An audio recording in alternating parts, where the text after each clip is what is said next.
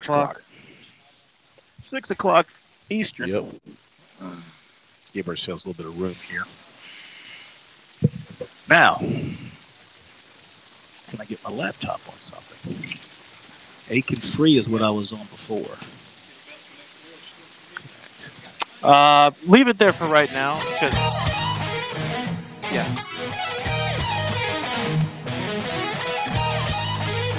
All right, so right now we're good. How's the signal sound to you, Ryan? It's good. Okay.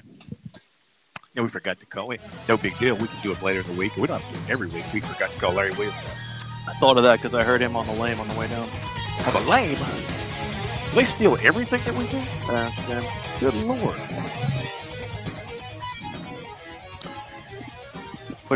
Putting my sunglasses on. Keep us down in queues. Yeah. So why is this thing not connecting to Aiken Free Wi-Fi? You think maybe the people, the police department's blocking our connection here? I have no to idea. Their free Wi-Fi. We'll show them. No idea why. Doesn't make any sense. No. Well, I'll say this: to drive the wireless hotspot in there, it's got to be at a very high. You got to have a good connection. Right. It's got to be bars, but it's showing bars in 4G. That's what's surprising. You still have it on? Yeah. You scanning? I'm trying. Because even if we try to use this Aiken Free Wi-Fi, it wouldn't work. It's too weak. Tailgate Tavern would be too weak. But you would think sitting right here in downtown. Aiken, oh, here, it's connected to Aiken Free Wi-Fi. I wouldn't go to it. I would not go to it. It will not hold. No. Stay with what you got. No.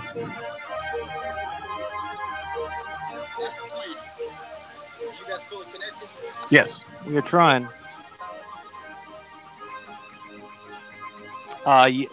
Keep it here if we can, just because. Yeah, we're going to have to put some power in some of these units. See, that Aiken Free Wi-Fi keeps dropping down. Yeah. See if I can get my phone. Thank you. Mm-hmm. You know, I wouldn't mess with it. Right. Focus on the show now. Gotcha. As long as he says we're solid.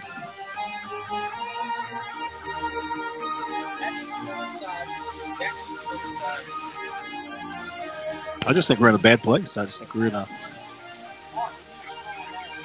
low area or something. It's not good.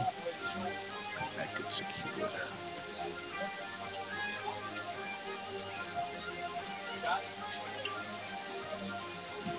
I'm not even using my. I'm not even using Wi-Fi. I'm just using the regular. Just using regular. What's it called? Regular cell signal.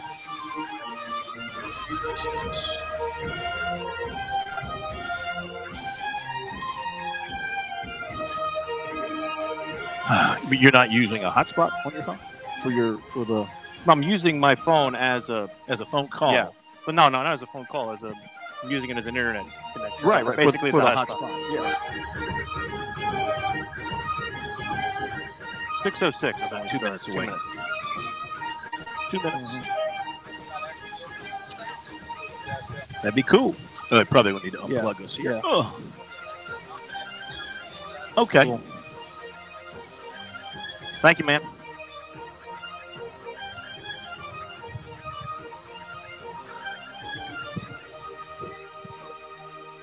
One minute. All right, now I wish I could get this to work.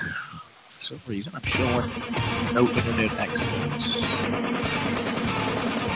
I'm gonna put my phone on Do Not Disturb so that I don't get any phone calls while we're on the air. Good idea.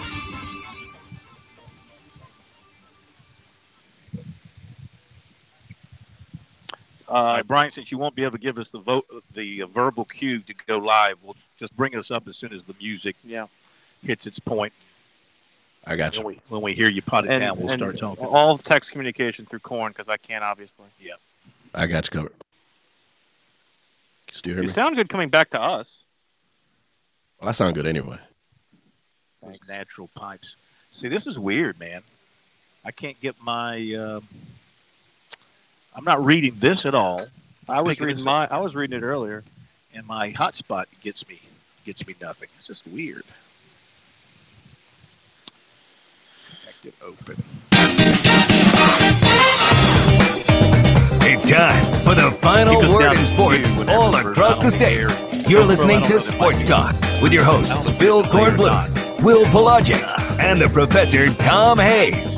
You've been waiting all day, so join the show now by calling 800-956-7266. Good evening, everybody, and welcome into Sports Talk, South Carolina Radio Network, here on a Wednesday night. It's good to be with you as we hit the midway point of the week, getting ready for the big football games this weekend, South Carolina and Georgia in Columbia, and Clemson and Texas A&M out in College Station, Texas. We are in the beautiful town of Aiken, South Carolina, one of the really nice mid-sized cities in the state of South Carolina. We are back on the road for our Palmetto Pigskin Preview Live, and tonight with our good friends from WKSX FM in Johnston, Aiken. We are located in the alley in downtown Aiken, a great place to come and hang out. We are here with the folks at Tailgate Tavern in the alley, right in the heart of downtown Aiken. It's all part of the week-long festivities, more or less, of the Border Bash between USC and Georgia. Got some Gamecock fans already hanging out here with us in the alley, so it's good to see them. It's a very nice afternoon, a little warm, a little humid, but there's plenty of cold beverages, 28 televisions inside the Tailgate Tavern, which is a operation that's been underway for a couple of weeks here in Aiken, and it's going to do some great things to provide some fun and frivolity for the sports fans of Aiken. So we're here for the next 2 hours. We're talking about USC, Georgia. We're talking about Clemson, Texas A&M. Check out the other games around the state coming up this weekend. Phil Kornblut, Will Pelagic here, the Professor Tom Hayes, and Brian Leonard back in our studios in downtown Columbia. And our phone number, 800-956-7266, if you'd like to join in on the festivities here tonight. We heard more from the coaches today, Will, SEC, ACC conference calls. A little bit of news coming out of the camps in Columbia and Clemson, as well as out in College Station and in Georgia. Certainly, Corn, and the big news is for South Carolina perspective, obviously, and it's good news that DJ Wanham practiced this morning, tested out that injured ankle, which he suffered in the game against Coastal Carolina. Basically, all according to plan from where Will Muschamp said a couple of days ago on his Sunday teleconference. He said that Wanham wasn't going to practice Monday or Tuesday, but that he would get back at it on Wednesday and should be good to go for the game. As far as Clemson goes, everything seems all according to Hoyle as they get ready for their game against Texas A&M. They don't really have any significant injuries. Jordan Williams day-to-day, but as far as they're concerned right now, they are full strength. And, of course, the plan still remains the same for the two QBs, Kelly Bryant and Trevor Lawrence. People wondering whether or not those two would still be jockeying for position. The answer to that question is, of course, unequivocally yes. So I think based on your statement there, we should ask Pro to tell us exactly who Hoyle is so our audience will know who you're talking about. Hoyle, it's about cards. It's about cards. I'm asking Pro to define it for me. That's why we call him the Pro. No, that's what the expert on card is Hoyle. Okay. Well, it's because Pro is a card, too. Glad you guys know about Mr. Hoyle. So looking ahead to these games, and we'll talk more in detail about it. We'll hear from some of the Gamecocks and the Tigers. We'll have our M&M boys with us tonight, Will Merritt and Corey Miller, a little bit after the top of the hour. We can work in plenty of your phone calls, 800-956-7266, the number. Email talkback at sportstalksc.com and on Twitter at SportsTalkSC. I think it's building to be a tremendous weekend. And you know, the way the timing of the games is set up, it'll be a doubleheader for Palmetto State fans with South Carolina, Georgia kicking off at 3:30 and Clemson and Texas A&M set to kick off around 7:30. So I think the question to our listeners around the state, if you want to join us, 800-956-7266, is, A, do you think the Gamecocks can pull off the upset? And what do they have to do to pull off the upset? And then on the flip side, what does Clemson have to avoid to prevent being upset in College Station? I think the thing for Clemson is you have to stay ahead. You have to make sure that you do not fall behind, whether it's early, whether it's late, whether it's at any point in the ball game.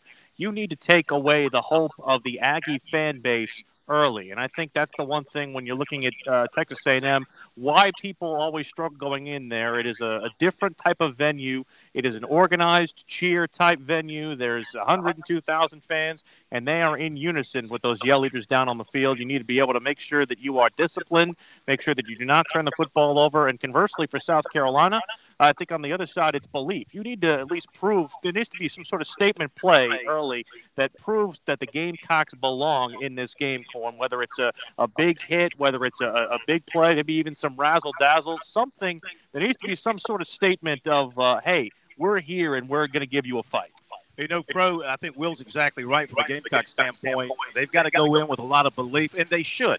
This is not a young football team in South Carolina. This is a veteran team that's got a few young guys who are going to contribute in various areas. But by and large, they're made up of juniors, seniors along the line, in the backfield, on defense, in the kicking game, both in actually kicking and in returning kicks. So this should be a Gamecock football team that goes in with a lot of confidence, Pro. And I said it last night, and I stayed by it tonight. I still think South Carolina pulls off the upsets. And, you know, if you like to play the numbers, certainly the points would be in South Carolina's favor. I would jump all over that. Yeah, I think the key point is to execute. And the big key is this, Corn. It seems that when people play teams that they think are superior to them, they think they have to put on a Superman cape, and they start making mistakes they normally don't do when they execute properly. So South Carolina should not really worry about the opponent as much as worrying about their execution. And I think the key here is you execute on offense and defense. You don't turn the football over, but you try to turn Georgia over. If you can win the turnover battle, I think South Carolina can make this a fourth quarter game, and they can win it. I think it really depends on South Carolina's defense. I think South Carolina's offense against this new-look Georgia defense, I mean, they had to replace 6 NFL players off the defense. I know they got big-time players like Rochester in the middle, and they've got some good defensive backs. They always have linebackers who can run. But South Carolina should, with their offense, you have to believe it, should be able to score on Georgia. I could see them putting 28 points or more up on the board. The question is, can the Gamecock defense contain? And I think it's on the flanks.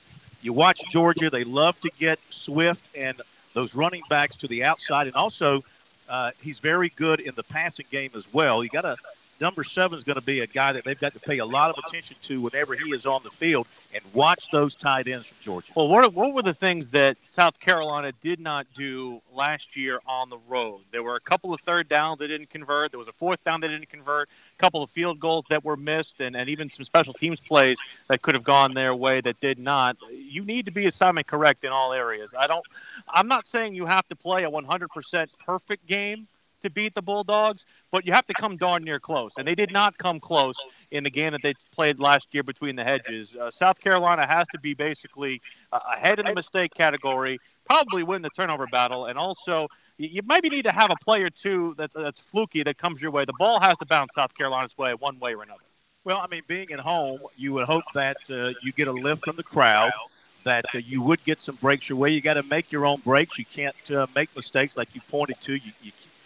You know, Donnell Stanley, we talked with him yesterday about those snaps in the Coastal Carolina game. He says that's been fixed because he had some issues with a wet football from the perspiration.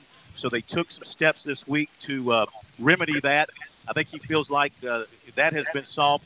He's got to get that ball to Bentley in position where Bentley is not looking at the ground trying to catch the ball. Bentley's got to have his head up so he can see the rush and know which way to go and see where he's going with the football in passing situations or RPO situations. So that's an area that's been addressed this week, and I would imagine it's been successfully addressed.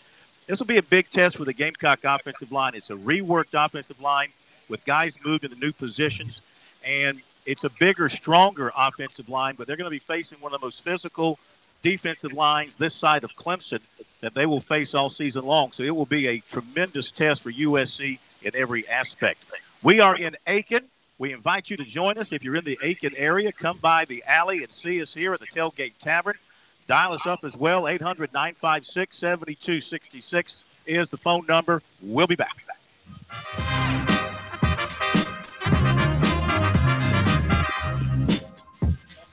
I don't know how it sounds. How's it sound inside? It looks like we're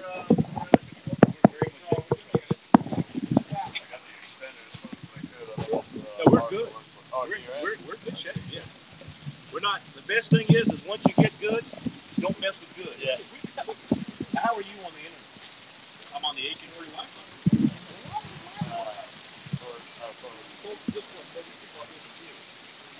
I'm on the Aiken Free Wi-Fi. Yeah. Pull them out a little bit. Okay? Y'all need some holler at me, okay? Thank you, man. Thank you. Y'all enjoy it. Hey, how are you, sir? I remember him from last year. I was bugging y'all to take a picture, man. Yes. You can do that again this year. You didn't bring your camera? No, it's still working. The camera should work. Something a country boy I hear as well. Say what? A country boy can survive as well. What are you trying to get at? See if we actually connect to their Wi-Fi on their public Wi-Fi. That's not good. I don't think it's their public Wi-Fi. I think it's their regular Wi-Fi. Okay. What kind of signal do you get now? What percent? 62? I don't think that'll be enough.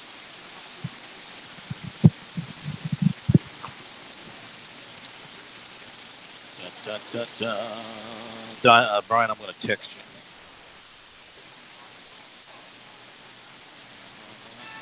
Okay. I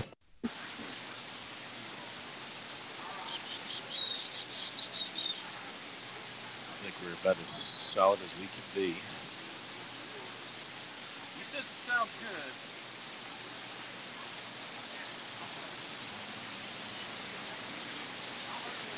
See, that was good. That was good work that you worked on that while I was working on the other, because we had to have something to fall back on. No, we have what we call a fallback. It's not a perfect scenario. It's better than the alternative. Well, the alternative, which is making separate phone calls and getting mixed in off of our cell phones. Would have been bad. At least this way we sound like we're somewhat prepared and halfway professional. Or halfway prepared and somewhat professional. Take your pick. I'll come back and I'll do the Palmetto Pride read. I can't believe they're being snooty about broadcasting out here. Just being snooty. You know, we'll never be welcome in Aiken again, I guess. Well, by these folks we will be, but by, I guess, the neighbors. Jeez. Gnats are killing me. Oh, I know why I'm not getting online. It's stupid. They put this thing in my computer that drives me nuts. What's that? It's the thing that allows you to connect to the iDrive when you're not in there, and I have to cancel it. If I don't cancel it, then it blocks you getting to the internet. Well, that's odd. Let's get there now. Let's see here. You don't have it, do you? I don't need it, I don't think. It's this little thing, Global Protect. I don't need it, apparently. I don't know. Global Protect. Yeah. Brian text you anything?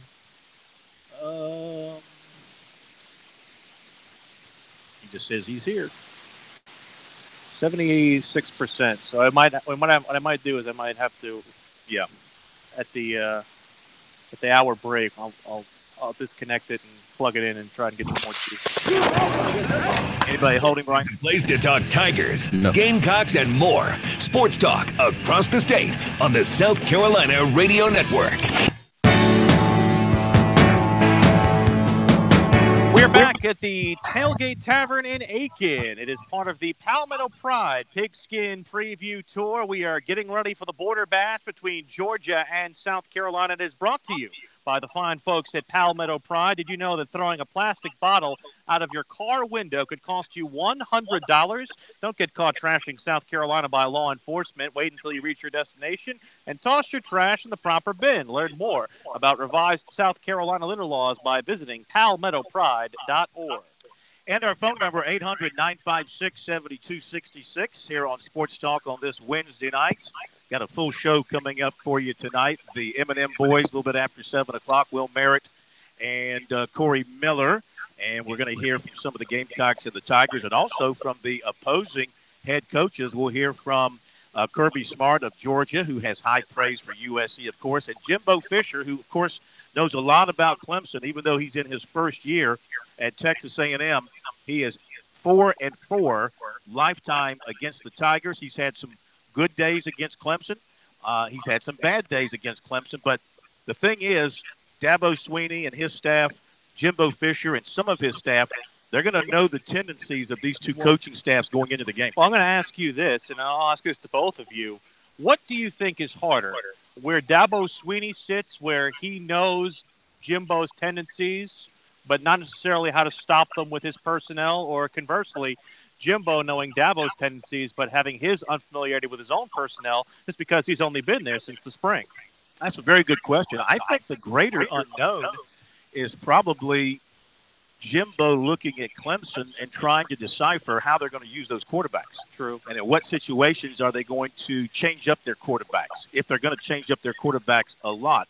So, he and his defensive coordinator have to do a lot of planning for that. They have to plan for two quality quarterbacks, which, doubles their workload from that standpoint. But, they know plenty about Clemson's personnel. They know plenty about Clemson's schemes. The question is going to be, and the big secret from their standpoint is, who's going to be the one executing the play calling? Will it be mostly Kelly Bryant, or will it be mostly Trevor Lawrence? Well, from what we can understand with Dabo Swinney, he seems to at least have a similar plan in place. When it seems to at least look at where Kelly Bryant started the game, he had 3 series. Trevor Lawrence came in the second quarter, had 3 series of his own. I don't know if it's going to be necessarily that segmented like it was against Furman, but you will see Trevor Lawrence early. You will see Trevor Lawrence in the thick of battle because, like I said last night, Corn, you have to find out what you have in this guy. And the other part of this from Dabo Swinney's perspective, whether it's real, whether it's kayfabe, or whether he's talked himself into it, he believes that this scenario, this situation, this quarterback conundrum gives the opposition more to worry about than the guys inside his own locker room. I agree with you, because when I look at Clemson has always in the last few years been very good when they've had to play the game, which some people would call the acid test. And this will not be a better time to see what the young guy can do with the hair than to put him into a stadium with 100 and something thousand people in there. And they'll be screaming early, and I think Dabo will get him in early. But as far as worrying about anything, I think all the worries are on the A&M sideline, because I think Dabo Swinney knows his talent, what they can do. As he said before many times, they play to a standard, and I think they're going to play and try to execute it at the top level, and they think that everything else will take care of itself. They'll score. They will stop Texas A&M's running game, make them one-dimensional, and take the crowd out of the game before halftime. Well, I would hope that the Clemson coaching staff is smarter than to just substitute for the sake of substituting. I say if Kelly Bryant starts and he's got it rolling and he's got that offense cooking and they're up 14-0, let's say the Tigers score their first couple of possessions and he's hitting his passes and everything is clicking, I think it's a huge mistake to substitute just for the sake of getting Trevor Lawrence into the game. If he's hot, if Kelly Bryant comes out hot, you've got to let him continue until he cools off. I think, Corn, they just don't view them that way. I almost feel like they're interchangeable parts. Now, they have a different skill set, but I feel like or at least I feel that they can run their entire offense one way or the other. A certain segment of it with Trevor Lawrence, they have a plan. A certain segment with Kelly Bryant, they have a plan. Now, of course, there's more RPO involved with the Kelly Bryant situation, but at least from the standpoint of where they sit, I look at least from that standpoint that there's more. All right, let's get to the phones, 800-956-7266. Stan, the Tiger Man. with us here on Sports Talk. Hello, Stan.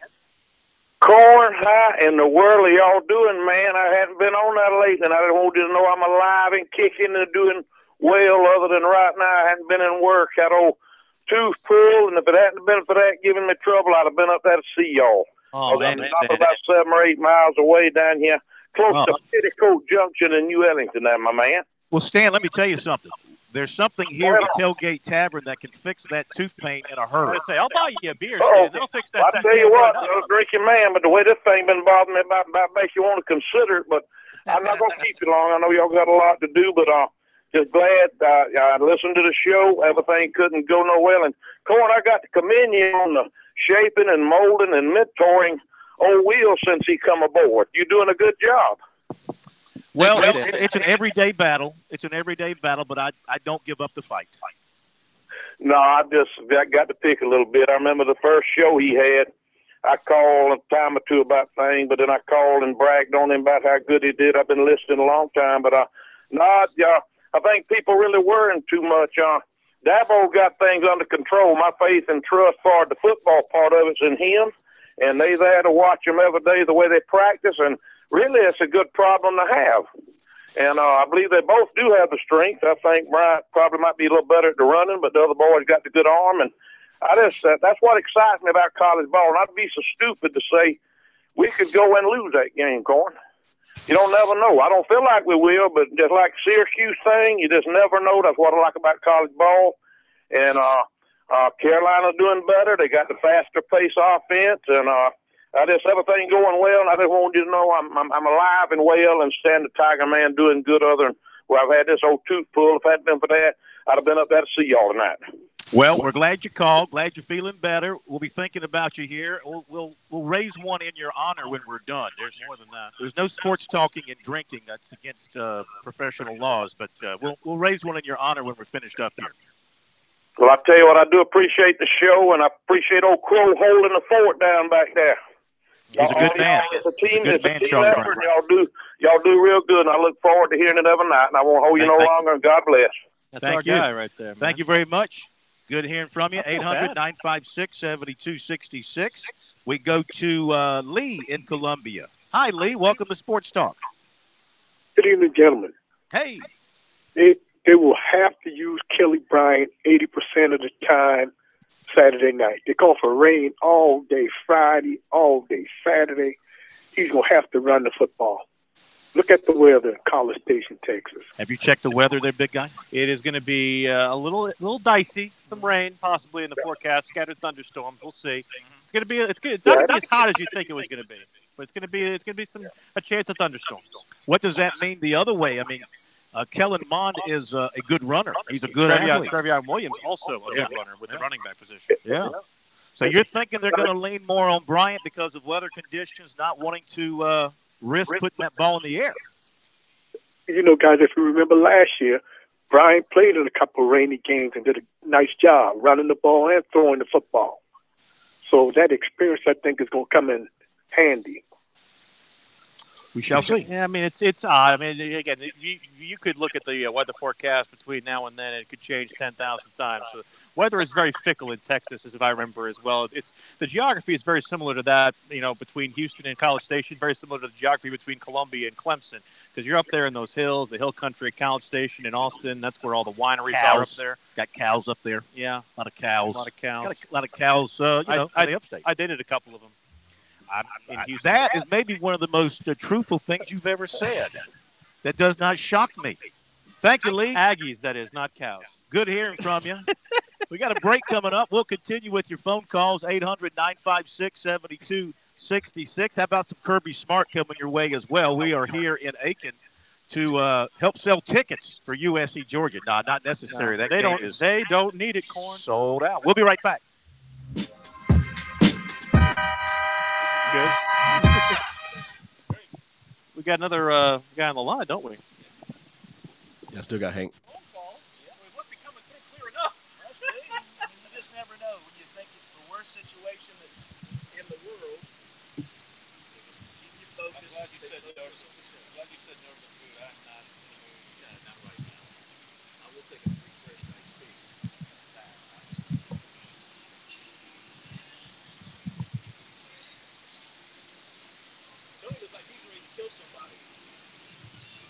sound?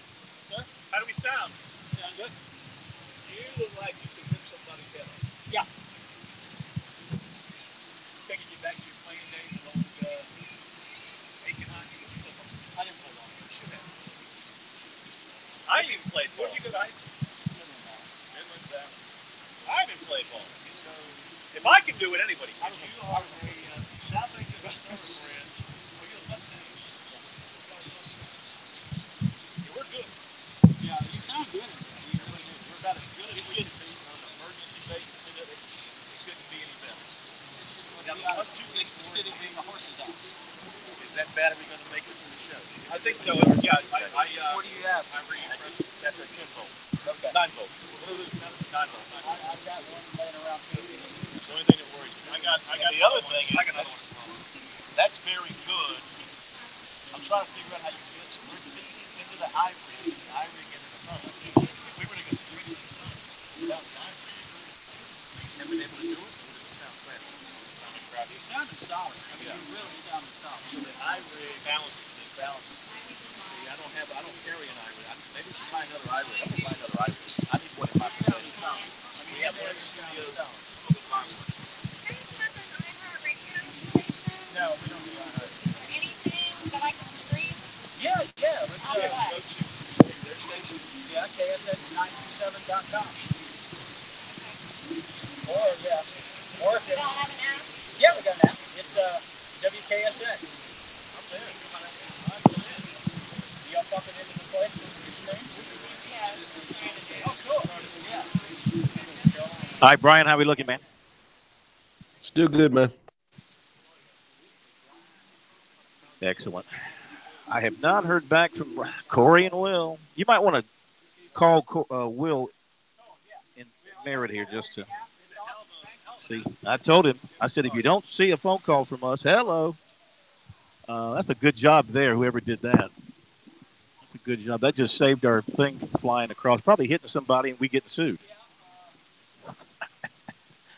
I have to call Ashley. Do we have an extra $2 million in the account? Somebody suing us for getting hit by our thing.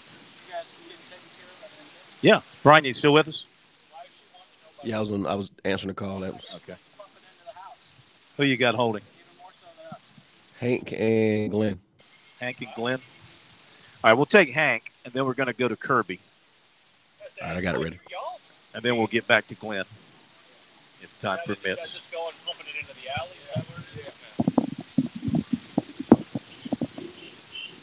I wonder why this thing is not. None of my electronic stuff is working well. I don't understand. Why don't you reset it, and we'll go to calls. I'm going to go buy one of these tomorrow. And I got to go buy some new binoculars. Can you believe that? That's so terrible. He I got just his can't- binoculars stolen at USC yesterday. Saturday. Right out of the press box.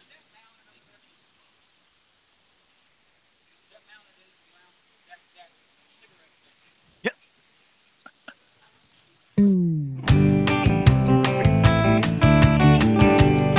We are back on the Palmetto Pride Pigskin Preview Tour. We are at the Border Bash, Georgia, South Carolina. We are as close to Georgia as they can legally allow us to be on South Carolina Radio Network. Along with Phil Kornblut, Will Pelagic, Professor Tom Hayes. We are in Aiken at the Tailgate Tavern in the alley. You know, Corn, I was telling the guys on KSX, our affiliate down here, you know, how do you get to the alley in Aiken? Well, you look for a hole that's about as big as a Lombardi power sweep. Because, you know, as Lombardi used to say, you look for a seal hit and a seal hit, and you run it through where? The alley. Yeah. Is that your Howard Cosell No, impersonation? that's my of Lombardi. Vince Lombardi? That's my Vince Lombardi. Sounded more like Howard What Cosell. the hell's going on out here? This is a great place. It's called The Alley. It's in downtown Aiken. You got a number of different establishments. We are here, of course, with the good folks at the Tailgate Tavern. They're about 2 weeks old. And so we want to spread the word while we are on the air. I know our friends at KSX have done the same thing. But it's an outdoor, indoor tavern. You can sit outside and look at the televisions. You can go inside and be fed. 28 and, televisions, Corn. There's more televisions in this bar than I've ever seen in any bar. In the world? At least in this size. Yeah, it's fantastic. So we wish them a lot of luck, and we appreciate them having us out here tonight as we talk about USC, Georgia, and Clemson, Texas A&M. Kirby Smart coming up in just a couple of moments. Let's get back to the phone calls, 800-956 72-66 on this Wednesday night. We go to Hank in Columbia. Hello, Hank. How are you? Welcome to Sports Talk. Hey, Corn, I'm doing fine. Heard a couple of the Clemson beat writers talk about the fact that the rain, they expected to be very wet Saturday, and they thought that Bryant would play more when they were on another show. Also thought that he would play. They would lean more to that with the rain and and not having a freshman thrown into that stadium in addition to weather. But on the Carolina front, Corn, I was listening to, you remember old Seth Emerson that used to work here in Columbia? Oh, sure. And he was speaking, he's on the Georgia beat now, and he was saying that that Carolina, the one thing that concerned Georgia, he talked about some things that concerned Georgia, was that Austin Peay, even though they got shut out, were able to run kind of right up the gut on Georgia because their defensive linemen this year are smaller than the girth they had last year. So they've got some small guys who are talented, but they're more young and athletic than they are big in the middle. And so Georgia and that Georgia tries to do a lot of their running more so on the ends. But another thing he said was that they got that one really good corner there. Everybody talking about the All-American, he said, but 2 or 3 of them in the back end are talented, but they're all freshmen. A couple of them are true freshmen. And his concern was that Carolina had more than Debo as far as good receivers. They have good receivers, but some of the receivers are, that are not Debo. So it's going to be interesting. Carolina just has to execute, I believe. They have to execute, let the crowd push them behind them, and be able to not stop the run, because you're never going to do that against Georgia, slow down the run, and I think I have a shot. Yeah. Slow down the run if you can. Don't let the tight ends go crazy. They have, with Georgia, it's like a broken record. I mean, even though they've had different coaches over the years, they still kind of run the same basic offense, play action. Their quarterbacks very pro style. Very pro style. Their quarterbacks aren't exceptionally mobile, haven't been for the most part over the years, but they run the pro style. They rely on their offensive line to protect. Big tight ends, sometimes 2 tight ends, and with Jackson and Nauta, they've got 2 very fine young tight ends. So South Carolina's safeties and linebackers who have to draw the assignments on those tight ends have got to be very good. At the same time, I think your defensive ends for Carolina have got to set a wide edge and cannot let Swift and Holyfield and those other running backs get out on the corner. If so, because you got your corners and safeties are chasing the receivers. If those running backs get on the corner and get on the edge, they're going to find a lot of running room out there. Well, the other part of this, Corn, too, to Hank's point about running up the middle, South Carolina might be as well equipped to run it up the gut as they have been under Will Muschamp. You remember last year after the injury to Dowdle, they were trying to run a lot of these zone read plays into the A and B gap with A.J. Turner. He's just not big enough to be able to make that happen, and the offensive line wasn't good enough to create the kind of holes that it would take to get A.J. Turner through the line. But you have Rico Dowdle, who has the ability to possibly burrow his way in there. You have Tyson Williams, who at least has some more renewed confidence coming into this year. You have the ability to have a diversified offense, a sped-up offense, and most importantly, one that put up 49 points, which is more than they have done in Will Muschamp's era. And again, I thought it was going to take hell to freeze over for a Will Muschamp offense to score half 100. Yeah. I consider myself corrected, okay? I consider myself corrected. That's because he's had to bite his nails, because defensive coaches love not only to play the other team's defense, but they love to play the clock.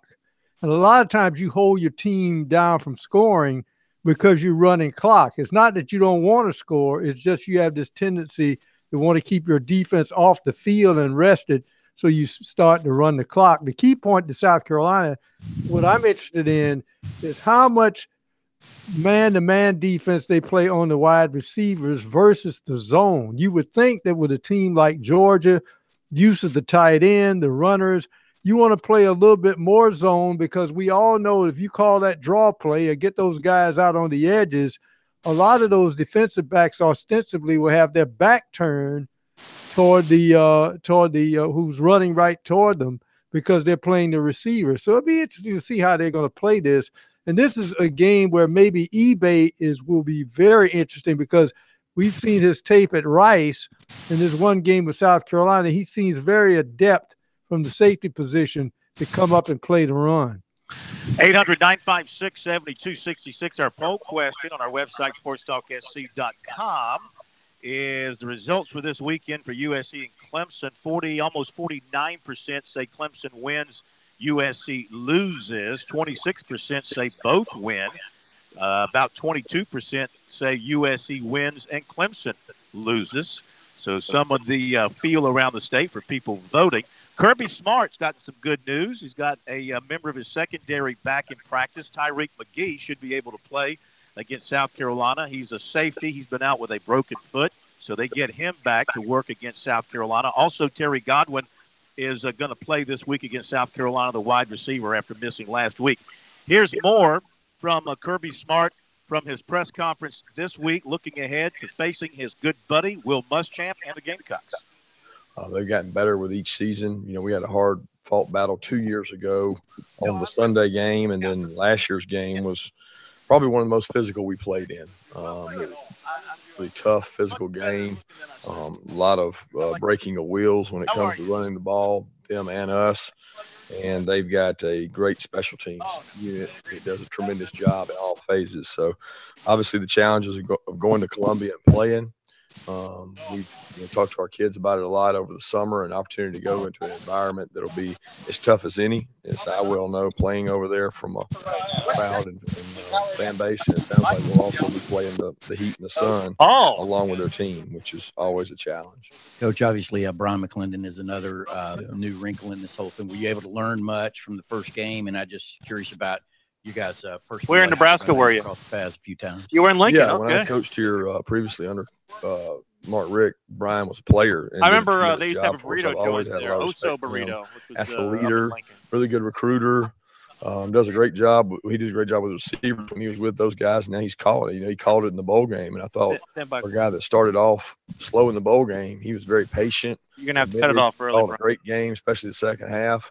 Kind of won that job by the job he did, and got a great amount of respect. What we can learn from the first game, probably tough. You know, they're not the same defense. Let it run to about 43, Brian. They were able to get a lead, very similar to our game.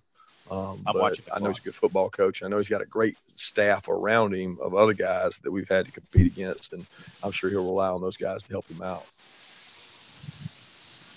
All right, Kirby Smart from earlier this week talking about South Carolina, and again getting some guys healthy, as is South Carolina. I think getting DJ Wanham back on the practice field this morning and getting him ready to go is huge for South Carolina in terms of protecting that defensive edge. South Carolina is about as equipped as they're going to be.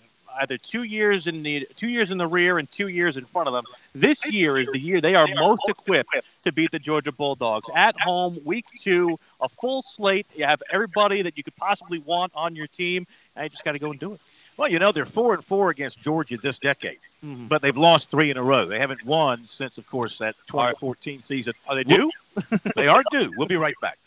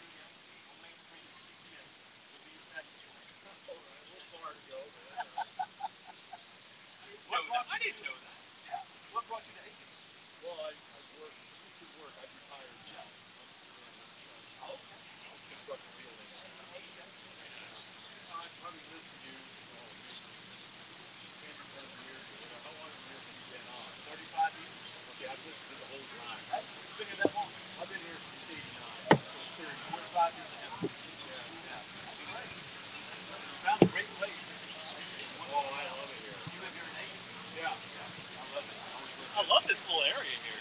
Yeah, it's very nice. You do the horses? You like to ride the horses? No, that's good. I like to ride bicycle a lot. Yeah. I have a motorcycle. Yeah. Oh, very nice. You have a horse? I have a Triumph.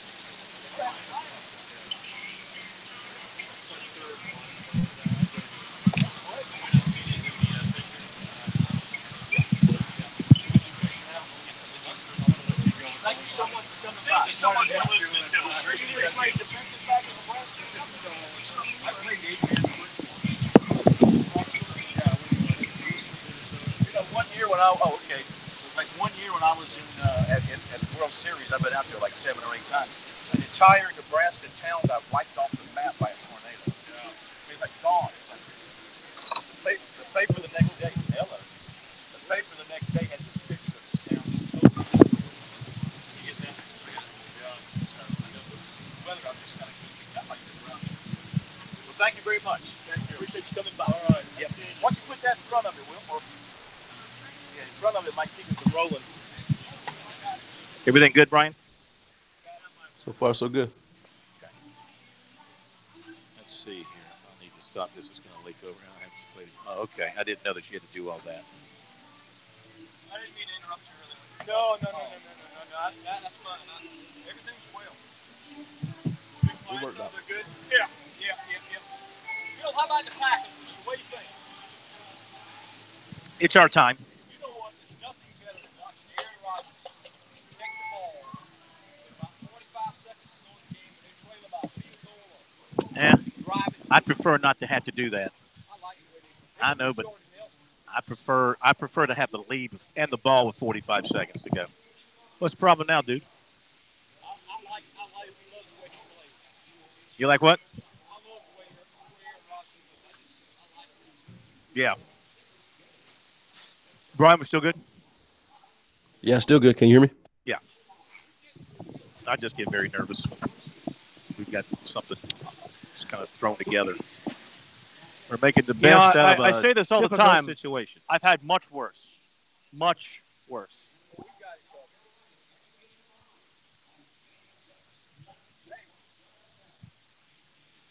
I say blast them out there. Is it going to rain? Are we getting some weather?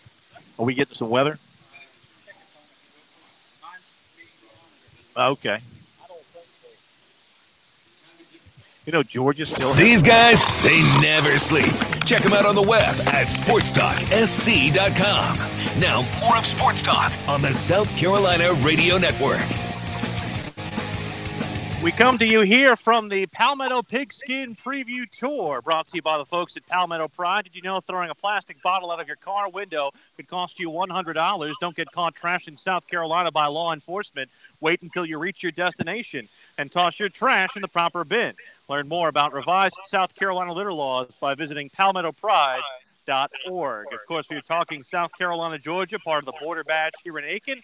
Of course, there is an unfamiliar matchup in terms of teams playing each other. Just 4 previous matchups between Clemson and Texas A&M, but there's certainly a lot of familiarity on the side of Jimbo Fisher, being familiar with Clemson, and the Tigers familiar with him. Here's a little bit of what the Texas A&M coach had to say in advance of the Tigers traveling to the Lone Star State. Hey, Jimbo, how much do you like an opportunity this early to get a team this good to really evaluate as a measuring stick who can and who can't? I think it's great. I really do. I think it's an opportunity for your kids and to find out, what it's like. And Clemson's been as good as anybody in college football in the last few years and doing a great job. Well, got great players. We all know that. And, we're going to find out if our guys can compete and stay focused in the game. But what we got to worry about is they've had how we can control is us and how we prepare them. Like I say, you want to play these games, but more importantly, you got to prepare to play these games. For us to use because when you're on the field, you can revert to your coaching and your conditioning and your habits and what you do on a daily basis, which is on the practice field. So how do you make it another game, Coach, when it's not another game, Jimbo, when everybody's just psyched up with game? It is another game. It is this. One win, one loss, whatever happens. So you have to approach it that way. Your opponent doesn't matter. You got to create the practice habits from within yourself and the preparation habits that no matter who you play, the way you do things. And that's the way we'll prepare this week. Jimbo, I know it's always important to protect the quarterback, but with the defensive line that Clemson has, how imperative is it to protect Kellen Ornick? Well, you do. Because even if you don't get sacks, you get hits. And we had a couple hits on the quarterback the other night that we didn't need to take, that we had to miss up. That's another thing we got to get cleaned up. There's too many hits on the quarterback the other day, which one is too many. And but also there's a regard in that with receivers and quarterback and everybody getting the ball out, which they did for the most part. And we got to clean. It's not always offensive line. Everybody says, well, the offensive line. No, we have tight ends that block and running backs that block and everybody else. So, but it will be very imperative because those guys up front are, all of them been first or second team All-American last year on every team. So, all 4 of those guys. So, they're dynamic. They can beat you with power. They beat you with speed. They beat you with experience, agility. knowledge. They're a well-coached group, and it's going to be a great challenge. Coach, what makes our Coach Swinney's program so good, and having that prior experience against him, does you use that as kind of an advantage going into this game? Well, you know what they do and what they like to do and how they're going to compete. And, the good news is, the bad news is, because they do a great job. And we've been in some great games. All of our games in the last couple of years have been one-score games and games that went down the wire, whether we won or they won, whoever. And they've been very competitive games. But they do a great job recruiting. They coach very well. They're very the kids believe, and they've got a culture there that believes they're going to be successful, and they practice and do those things. And he's built an outstanding program. Yeah, Coach, I'm sure every game's different, but over the years in playing against Dabo and Clemson, are there consistent things that you have to do or that you can't do against them? Or are there things don't turn it over, play real well, convert third down, be good in the red zone. All the things you got to do. But, you're not going to be given anything. You're going to have to earn everything you get. And that's going to be the key. You can't wait for them to make a mistake and say, "Oh, there's a big play." And if one of those happen to happen, hey, you better take advantage of it, because sometimes you didn't. I was on a team last year. We had a couple opportunities, and we didn't do that on some plays. And it costs you if you do happen to get one, but very few times. You have to earn everything you get, and they make you earn those things. And they do a great job that way. They just don't beat themselves, and they play sound in all three phases. Kellen Mond told us he almost went to Clemson because he considered Deshaun Watson someone he really looked up to. I know you don't like to make comparisons, but he said he kind of tries to model his game after him. Do you see that at all? I'd be all for that. I don't know. Kellen works hard. He models his game after him. And I think players, you model your game as somebody, but the thing you got to be is like when you coach or you play, you got to be yourself.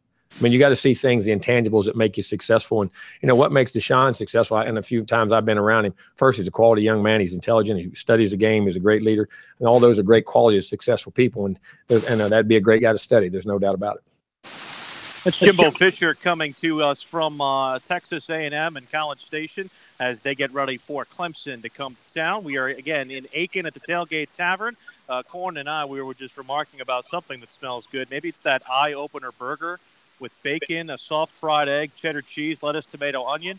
It comes in a place that has 28 TVs, the coldest beer on this side of the South Carolina-Georgia border, and, of course, all the best when it comes to watching your South Carolina or Clemson action, or at least the Border Bash that comes your way on Saturday. And, again, we're here until 8 o'clock, so come by, see us. We may put you on the air, too, do a little trash talk, thanks to the folks of our sponsor here with our Palmetto Pigskin Preview, Palmetto Pride. And right now, before we get to the M&M boys at the top of the hour, Corn will avail us of today's recruiting report. And before I do that, I want to ask this question. Sir, why is Georgia not putting out a too-deep depth chart? Has anybody seen their depth chart yet? They're scared. No, seriously. I checked the regular places where you go to get game notes and depth charts by Wednesday of the week. There's a spot that schools send their stuff to. It's something that is organized nationally, and Georgia still has not supplied. And even Kirby Smart joked about it at his press conference because Will Muschamp made mention of it yesterday that they had not received a depth chart from Georgia, something that I guess teams routinely give to one another. Do you think you think so? A little gamesmanship. What do they think? What could they possibly be gaining? I don't know. There's a reason why Jim Harbaugh didn't name a starting quarterback every week last year until you saw them out there on the field. It's this constant paranoia that these coaches are allowed to, kind of go around with no regard for human life. It just, in my mind, Corn, maybe there's a little bit of paranoia in Kirby's eyes. Maybe Kirby Smart just went in the locker room and said, "Hey, everybody starts on Saturday. No depth chart." I don't know, but I think that they need to cough one up here pretty soon because I'm getting kind of ticked off, to be honest with you.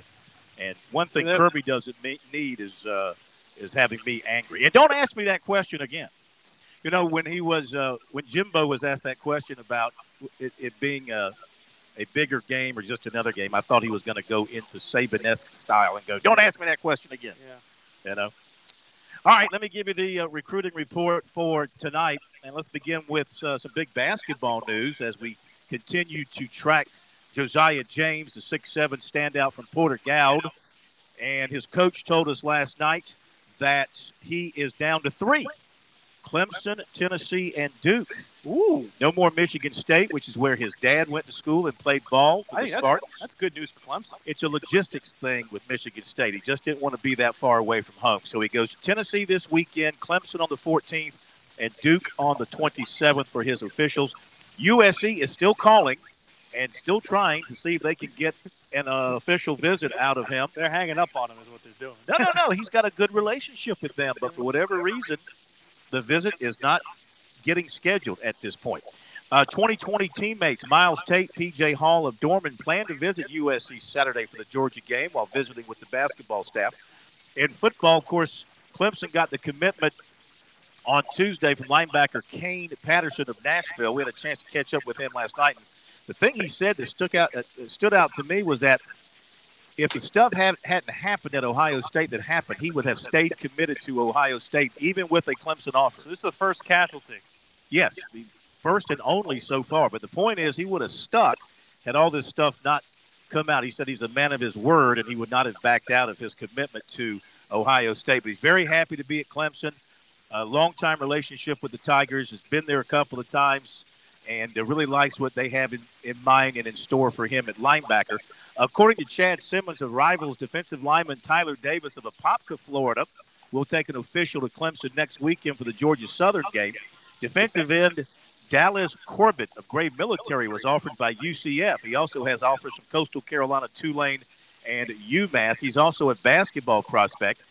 And safety Dedrick Holmes of Evans, Georgia, 2020 defensive back Fred Davis of Jacksonville both plan to take unofficial visits to USC Saturday for the Georgia game. There you go with recruiting. Remember to check it out on a regular basis on our website, SportsTalkSC.com, and on Twitter. Use the hashtag STRecruiting. We're coming up on the top of the hour break here on Sports Talk. The M&M Boys scheduled to be with us at the top of the next hour, and we'll be back.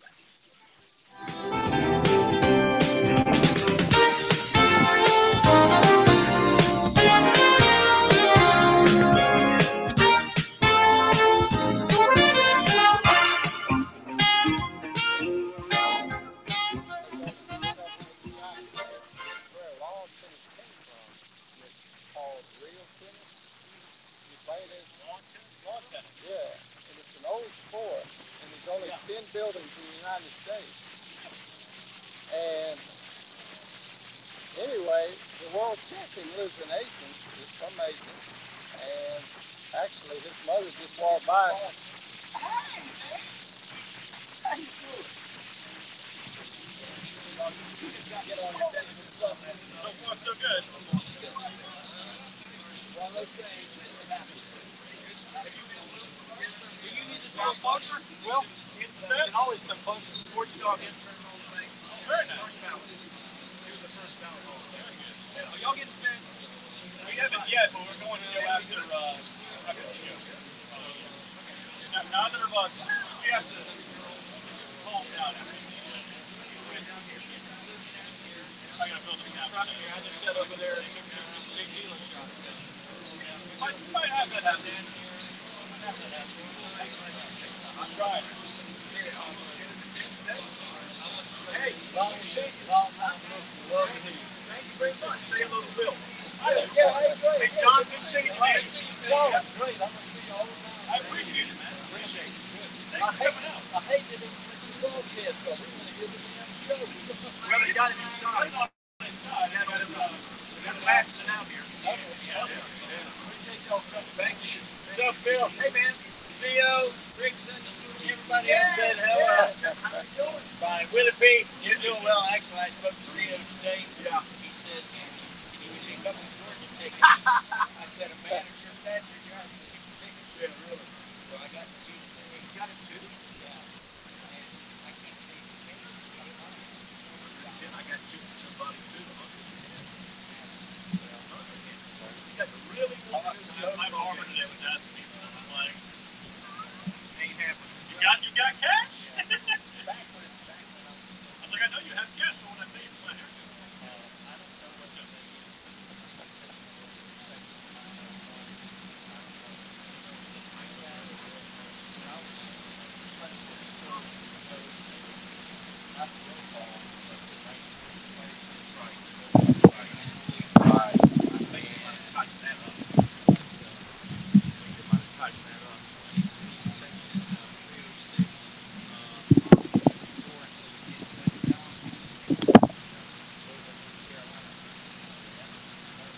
Saturday?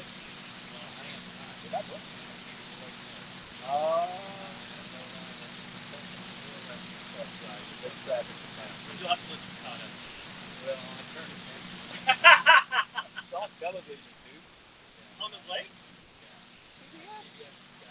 Oh, okay. If he's going to be on his boat, I was thinking. No. You're going to be on your boat, you're going to be home. Okay. I don't know if he's going to be on the boat or not. If I was me, I'd listen to the boat if they actually have a regular announcer. Maybe it might sink, yeah. You might drive into a dock or something. Isn't it more? So it's a Brad Nessler here, dude.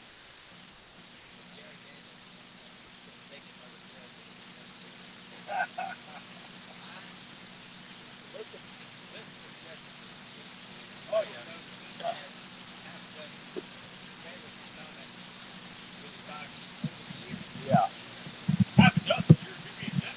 Hey, Brian, any luck with our guys? Hadn't called him yet. Okay, I got a text back here from somebody. Will Merritt says standing by. All right, I'll call him around 4 after. I'd call sooner. I wouldn't cut it too close. I don't know. Sometimes these phones don't ring or whatever. Hey, long time fan, long time listener. How are you? What's your first name? Doug. Doug, nice to meet you. Nice to meet you. Real polite. Hey, Doug, how are you? Aiken Golf Club. Oh, historic. Most historic. That's not the Palmetto. No, that's the one right downtown, right? It's our second most historic. A lot of listeners. Is that right? Palmetto's wonderful. A few times I've got. You're hearing the buzz only because I'm trying to charge it real quick. We're doing it during the break.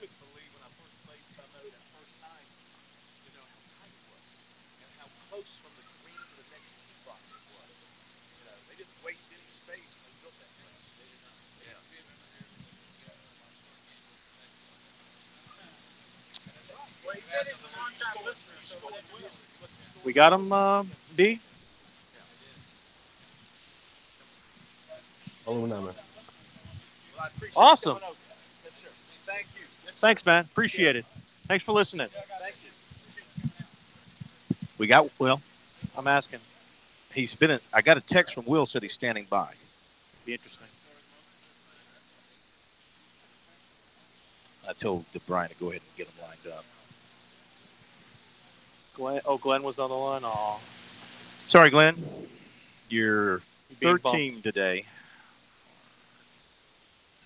I will look forward to eating something after we're done. Yeah, so will I. Come back and reset and get to the guys. Brian Leonard. Brian Leonard. I'm here. Do we have our guys? I'm calling Will now. Waiting for him to pick up. Got it. He hadn't picked up. How's our connection still? Still good? All right, I got Will calling Corey now. Hey. Do we have is our connection still good? Yeah, still good. Awesome. Yeah, let's don't touch it. I was just We're going to skate by here. I was just trying to get some juice for the second hour. How much you got left? It should be all right. It's got like 62. Oh yeah, you're fine. Should be.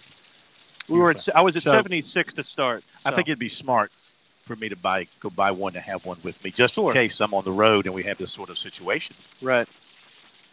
So through the phone. Hey. Yep. All right, I got both of them. We're just doing regular music coming back since it's the beginning of the show. Yep. Yep. Out into here.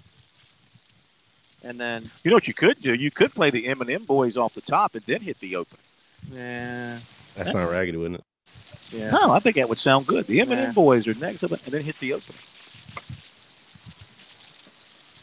That's what I would do if I were in charge.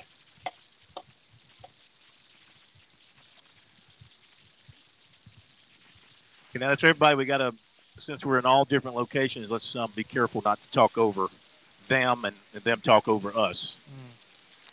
We need to get one of the two of us next to the banner that our esteemed bosses want us. We need to get one in front of that with the two of us. With one of our phones. We could do a Please. selfie. No, I want him to take it with his camera and send it to us. A professional photo.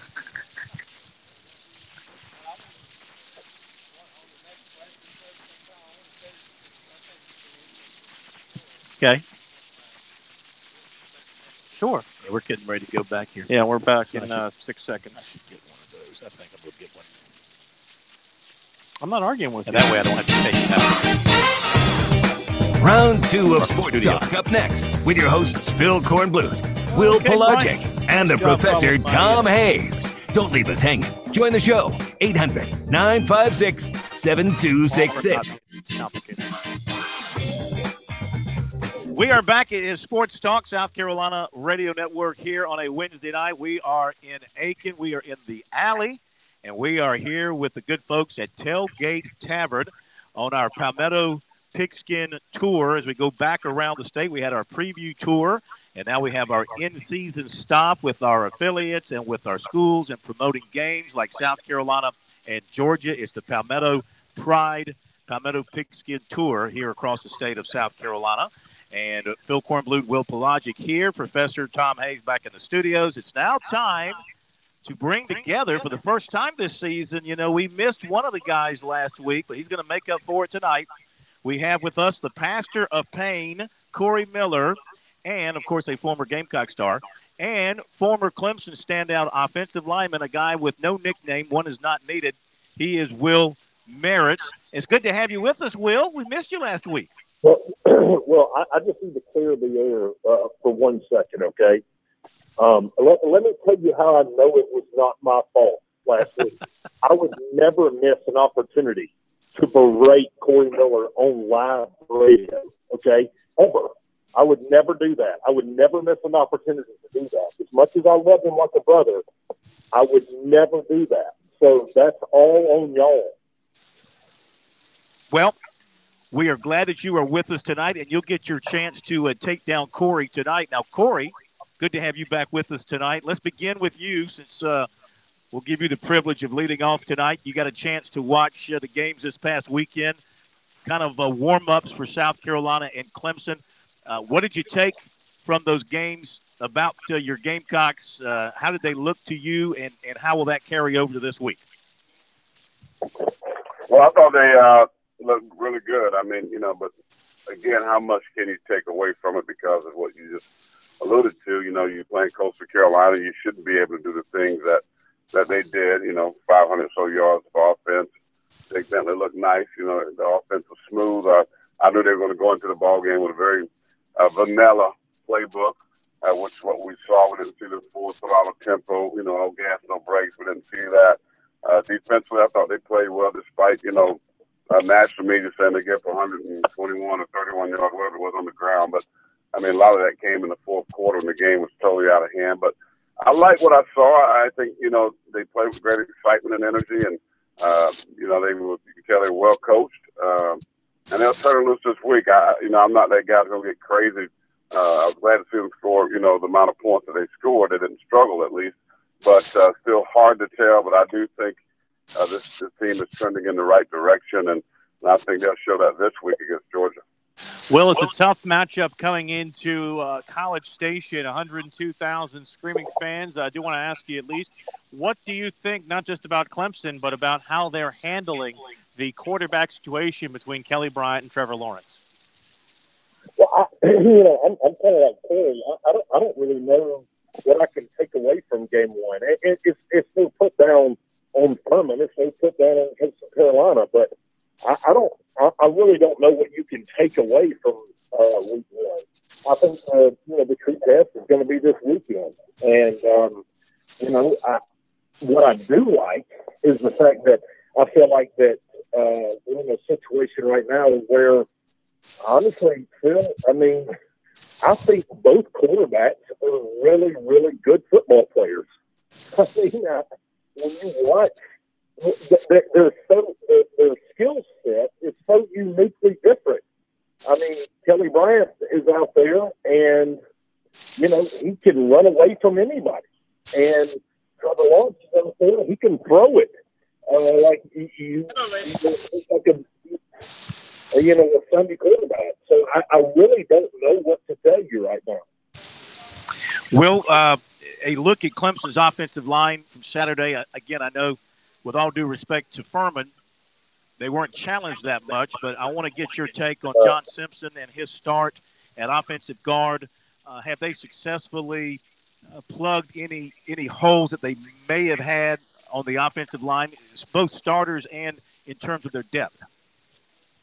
Well, there's two positions that I would like to address. The offensive line to me looked phenomenal. I mean, they passed the eye test. They walk out there. They look good. They play good. I mean, I really thought that the entire ball game, they were kind of the marquee stars of the game. The other was the secondary. I thought that our secondary looked phenomenal. So, I mean, those are the two things that everybody's kind of worried about going into the season. But, I mean, as far as week one, man, they look pretty sharp. Of course, Corey, I don't mean to steal your thunder, but having seen your spot on the Huddle Show there on Watch Fox the other night, it seems to me that you feel pretty confident going into this game for the Gamecocks, at least against Georgia. Why do you feel so? Well, I think the timing is perfect for South Carolina. You know, I really like the offense, with Jake Bentley. I think he's really going to come into his own this season. I thought we saw some of that on Saturday. The offensive line has played a lot of snaps, so they got great experience there. I know backups, you know, they got to get some guys to get some plays in there. But the receivers, I like, of course, Deebo Samuel is one of the better receivers in the country. You know, he can go up anybody on anybody's team in the country. Then you throw in, you know, with the Edwardson, who I think is one of the better receivers in the country, and the Shot Smith and Nortrey Smith. And then, of course, they got 4 tight ends that can play, 4 running backs that can play. They're loaded on the offensive side of the ball. I like the fact that they're going to go fast. And Georgia losing 8 players on their defense last year, and I know how hard it is to try to start to get into a rhythm. You saw them last week against Austin Peay. They didn't get a sack last week against that type of opponent. So I like South Carolina's offense against Georgia's defense. I think it's going to be a high-scoring game. I really do. I know Georgia got plenty of skill set and talent on the offensive side. Special teams, I think South Carolina's gotten better in that area. The kicking game pretty solid. So, and then just week 2, it just sets up nicely for the perfect storm, in my opinion, for South Carolina being at home. They've won, I think, the last 2 out of 3 or 3 out of 4 at home against Georgia. So I like this game. I like what they bring to the table, and I picked South Carolina to win the SEC East, and I picked South Carolina to win this football game. Damn, Corey. We pretty much agree on the analysis of this game. So let me ask you this. Does this announce Will Muschamp and the Gamecocks as national players with a win over Georgia? Yes. I think you put that in that conversation, and you look at the schedule, it sets up very nice. This game is huge for South Carolina. And so, you know, it's just setting up nice for me for the perfect storm. I was out there yesterday. I think I was talking to some coaches. I was getting my little workout in, and they're a confident bunch. I mean, this team, you know, they going by the faceless, the shirtless. They don't care. They believe in the work they put in. They know they've recruited well. They got good players. Their type of players in here now. And you just look at what they're doing. I started thinking about Alabama 2010. I started thinking about Ole Miss when they came in here ranked number 4. And another game I started talking about years ago when I first started getting in the radio was Kentucky when they came in as a top 10 team. And I see this game lining up the same way, and I think Georgia is going to become that next victim. I mean, there's no reason they can't line up. The physicality, offensive, defensive line, they can match up now to the strength of Georgia, and I think it's going to be a good ball game. Well, we've heard both Corey and Will talk about how awesome their own teams are, but the best part about the M&M boys, Corn, is them talking about the other side, and I think we will need a whole nother segment for them to, I guess, tell each other why they are all wrong. Yeah, we're going to punish Will and make him hang on for a break here and join us in another segment. Give him more time. Yeah, and we're going to get Will's take on the Gamecocks and what Corey had to say, and if he believes that South Carolina is in the process of stepping up with Clemson and Alabama and Ohio State and Oklahoma and Washington and those people. And I want Corey's take on what's going to happen in College Station, because I have I have a feeling he might think that the Tigers are going into a buzzsaw. Yeah. All right, we'll get back to the M&M boys when we come back from this break on Sports Talk. We are in Aiken. We're at the Tailgate Tavern, the Palmetto Pride, Palmetto Pigskin Tour. Back in a moment.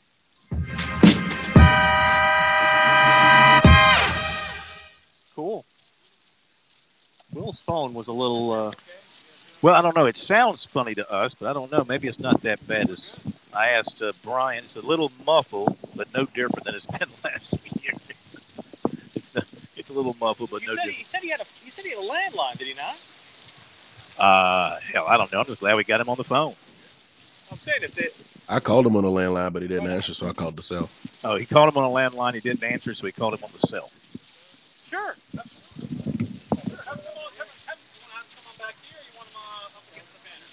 Who's this?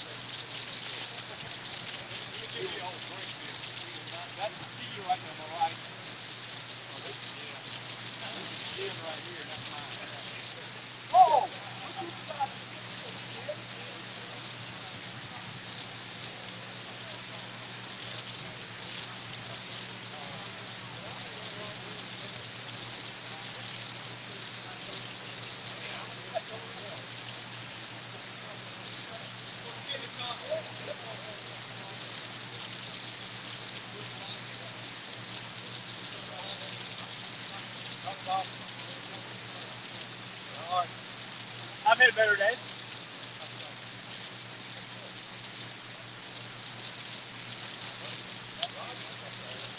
I didn't know about guys that you guys wanted to finish with the M&M boys and you want to talk to Kenny. Well, we're getting a little bit behind schedule. Let me see what we got caught up. We got to get this football stuff on. Okay. So far, he's our resident. Could you send those to us? Do you still have my email?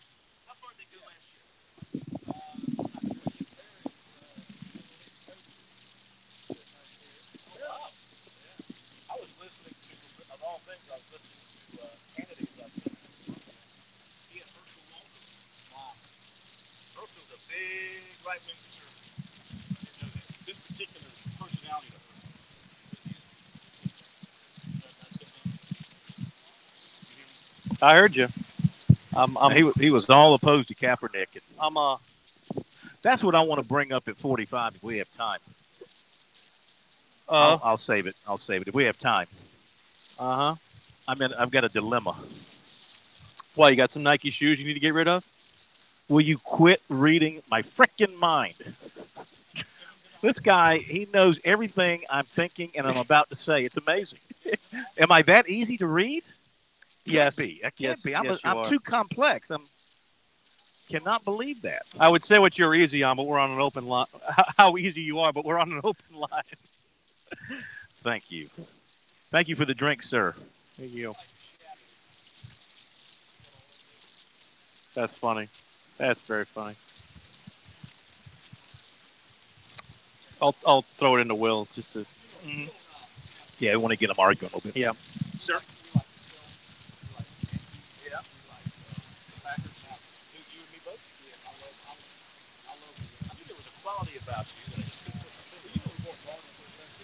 Sports Talk is the sports talk show of Main Street, South Carolina. From the coast to the mountains, we cover it all.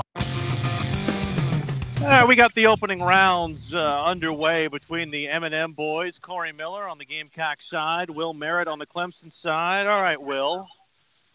I'm just going to say it right now. Tell Corey why you think he's wrong. Well, first of all, I can tell you right now that Georgia expects to win, South Carolina does not. I mean, and that's just history repeating itself. I mean, I think that Georgia's going to the game, and they expect to win. They expect to be back in the college football playoff. I know they lost a lot last year.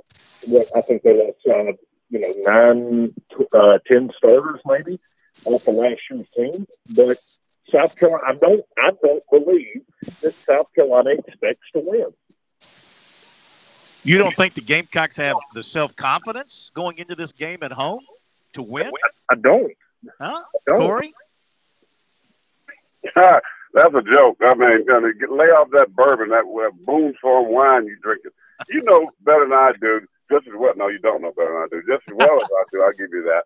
That no college football team is going to be sitting there not expecting to win. I mean, that's a crazy thought right there. I mean, this team is very confident, regardless of who they line up against. And they know, not only believe, they know that they can match up with Georgia. They got the talent. They got the skill set. And Georgia lost a lot. I know everybody got them ranked high right now. Kirby's done a nice job. No doubt about that. They lost 8 players on the defense. The defense is not going to be that same defense that you saw last year. Yeah, they got some good running backs, but they're not Sonny Michel. They're not Nick Chubb. They didn't combine over 7,000 yards. They still got to prove themselves. I like Jake Fromm, but South Carolina and being at Williams-Brice Stadium, one of the best stadiums in the country, 3:30. Yeah, we'll see how much they believe on Saturday. Will counter. Well, all I would say is this: if South Carolina, I will agree with Chris for one thing. I think South Carolina does have the talent to win the game. I really do, but I need to see it before I believe it. With Clemson, you see it. I mean, you're 4 or 5 years strong when you see it. I haven't seen that with South Carolina. Well, from the Clemson perspective, Corey, what percentage or at least what kind of puncher's chance do you give the Aggies against the Tigers? Oh, now this game, I'm glad you asked. Thank you, sir. Oh, boy. Yeah, same scenario. Second game of the season, you're going on the road in one of the most hostile environments and I mean all of college football. This game right here, Jimbo Fisher knows Clemson. Clemson's not so sure what to expect from Jimbo Fisher at this point and this offense. You know Kevin Sumlin recruited top 10 talent there. So don't say they're out-talented because they have talent. And I tell you this right now, on the road, Clemson not sure who they're going to play at quarterback. They flipping cards. And listen, if they go play 2 quarterbacks and try to Mickey Mouse that game, they'll come back with an L. Because let me congratulate you already for winning the ACC because it's trash. It's garbage. You got to worry about nobody. They should be a group of 5 conference right now in the ACC. They're so bad. So my point is congratulations on another ACC championship because you don't have to worry. But going to College Station, I'm taking the Aggies, and I believe the Aggies will get a win over the Clemson Tigers. Dabo Swinney, the last time he went to Texasville, coaching or playing, what happened? Got beat. Got beat, right? Got beat. Yeah, but he was the assistant. You're going to bring up Tommy Bowden from a decade ago? I was at that game. Yeah, and they'll lose again. He was on the staff, though, wasn't he? All right, so Will, let me ask you this question. When the Tigers, according to Corey, when the Tigers lose to Texas A&M, this is according to Corey now, okay? Whose fault? Well, no. Okay. Will you be able to bounce back and get back in the national hunt? I mean, he's right. The ACC is trash. There are no more – at this point, there are no more good wins on your schedule unless you beat an undefeated South Carolina team in November. Well, they're not going to be an undefeated South Carolina team. But Phil, how long have we been doing this show? Okay, according to Corey, really doesn't matter. Okay, I mean, that's like saying, according to, I mean, give me a break. I mean, you talk about. This is Let me remind you, since you hit on the last show, when you think about how many times, according to Corey, I was telling you all year, if Clemson played the Alabama, Corey, they would get that little AOOSO crash. And what happened in that ball game, buddy? Corey, let Will finish, Corey. Let Will finish. What happened in that game? What happened to Alabama Clemson game? As last year, Corey. Hey, Corey. Okay, yeah, it was last year. Okay. Listen to me for a second. This is a battle-tested team. This is not a team that goes into an environment that is scared of anybody. And let me tell you, I talked to Jeff Fuller this week, okay? Jeff Fuller, who was a Texas A&M great and played for the San Francisco 49ers for years. And I talked to him. That's who I'm staying with this weekend. He said that everybody around there is scared of Clemson. They're scared of Clemson. I mean, they're already selling the beat the hell out of Clemson shirts at the warehouse down there in College Station, Will. Yeah, but they're scared. They're scared of us. Okay, but I mean, if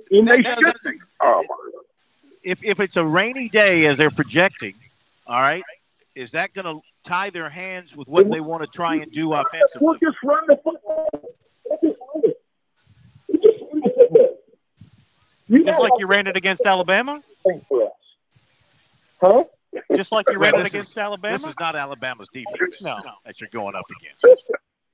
You're comparing Texas A&M to Alabama? Well, Will did. The other I one. was kidding. I was saying it in jest. 5-star studs. Corey's son is one of them.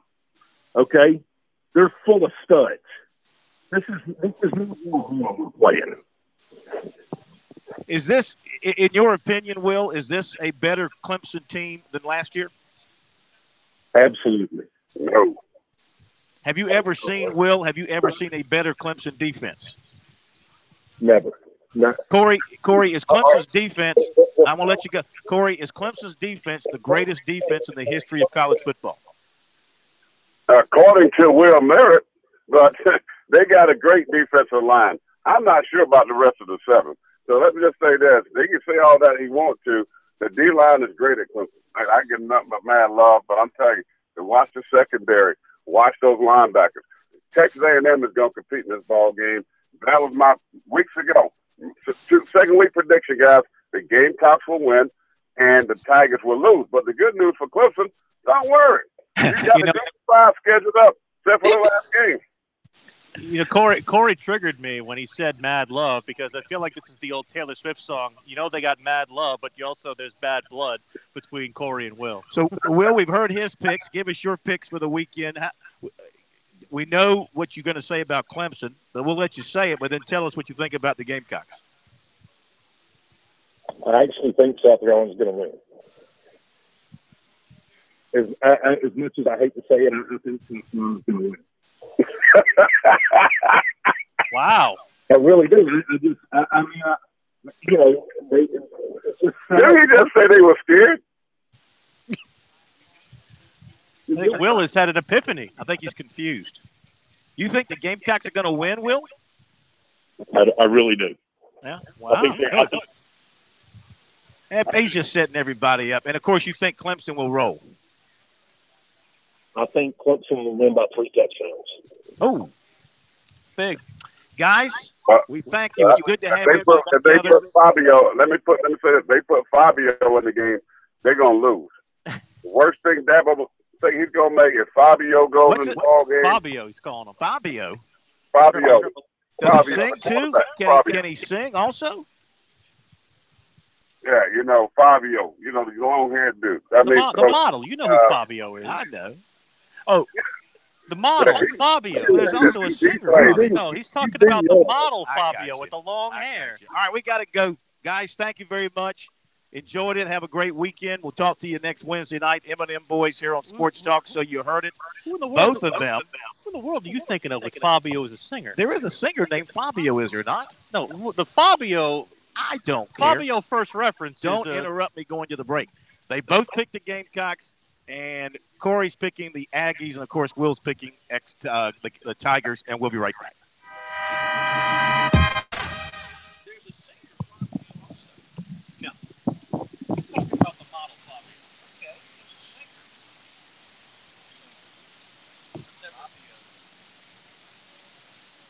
Fabio singing Italian Fabio Leon. I've never heard of Fabio Leon. I just heard him as Fabio. He was most widely known by the modern myth. This is the model. Actor, fashion model. Where's the one about the singers? I got a singer. Fabio Leon is the singer. Fabio, Italian singer. Yeah. I've just heard him as Fabio. I don't know Fabio the model. There is a Fabio the singer. Fabio singer. So there. Hey, boy! All right. This is the world. This is the barbecue guy. This is him. Yeah. We saw him last week. We did. We see him all the time. You know, Will. Yes, sir. How's everything? Good. Good to see y'all. Good. How can you, like, when you go out to eat, you don't order barbecue? The only time we do it is when we go on road trips. Like we go to A&M. I got some buddies all over the South. They barbecue teams guys I know. And I'm like, hey, where should I go? Yeah, we'll cook a little bit, but we'll cook. Oh, you're not going to Clemson. Oh, you're going to Clemson. I'm not going there. I got my mom. I got my mom. We were there last year. What's your streak? I did 400 with the ball game. 400 in a row. Yeah, 400 in a row. 400 in a row. So you're 401. 401 now. 401. A lot of, it's weird. I was sitting there yesterday. And I talked to, Hey, Brian, we'll do Jake here. I was going to ask, was you going to Bentley? Yeah, Jake here. So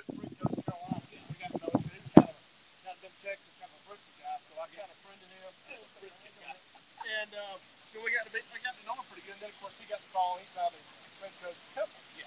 So he calls me about every 3 months. I send him barbecue sauce. Okay.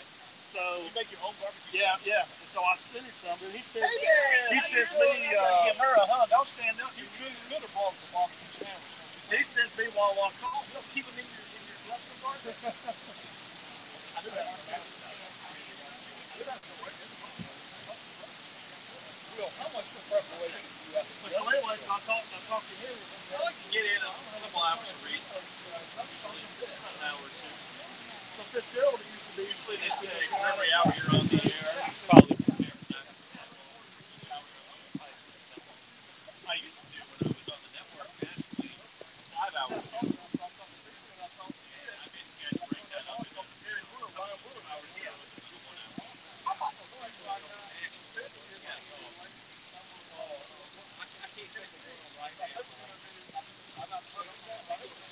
Yeah, that's what I used to do. Oh, wow.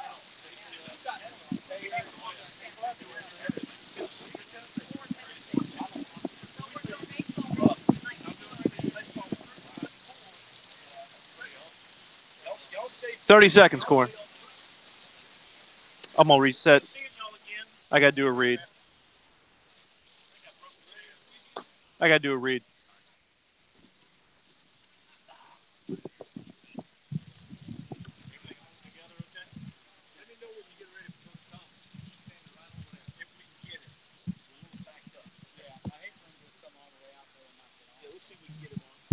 Yep. See what we got here. We can get him on. We'll pop him in after we do Austin Bryant. Final segment. We are back at the Tailgate Tavern in Aiken. It's part of the Palmetto Pride Pigskin Preview Tour, which is brought to you by the fine folks at Palmetto Pride. Of course, getting you ready for the Border Bash, Georgia and USC. Hey, remember, if you are listening to us here and you're driving down the road and you want to think about throwing that plastic bottle that you drank with your Coke or whatever out the car window, could cost you $100. Don't get caught trashing South Carolina by law enforcement. Wait till you reach your destination and toss your trash in the proper bin. Learn more about the revised South Carolina litter laws by visiting palmettopride.org. And we're brought to you also by Founders Federal Credit Union. Whether it's low rates or high rewards, using select Founders credit cards on clothes, school supplies, and a new computer, even college tuition, will prepare your kids for their first day of school. Apply online at foundersfcu.com/visa. I'm surprised, Corn, that we got a Will Merritt Gamecock prediction. Yeah, I think that for this game. Now you got to remember, Will. He's kind of a schemer, and he might be trying to set everybody up for a big letdown in his mind. Play him up, let him down hard. But then again, maybe he's trying to build the Gamecocks up. He's hedging. Well, maybe he's trying to build the Gamecocks up so that when they play in November, that game's going to mean a heck of a lot more to him. He's going to get angry when they lose, you know. Yeah, I have a different opinion, though. I think, Will, I think in his time at Clemson, played Georgia a time or two. And if you're at Clemson and you play Georgia, you can't stand Georgia. True. They'll be playing here in a couple of years, 2024. But his hate for the Gamecocks trumps his hate for Georgia. Well, it's not like Clemson's like Georgia where they have 10,000 different rivalries. Right.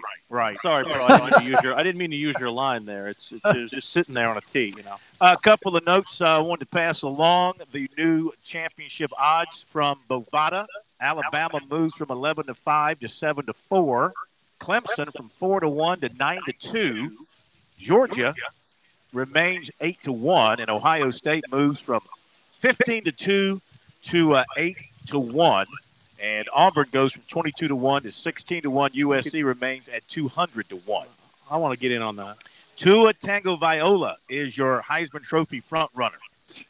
15-2 to 4-1. Will Greer 11-1 to 5-1. Dwayne Haskins 11-1 to 6-1, and Trace McSorley 12-1. 9-1. So Manziel was the last true freshman to win the Heisman, correct? Yes. Do we think that Tua is better than Johnny?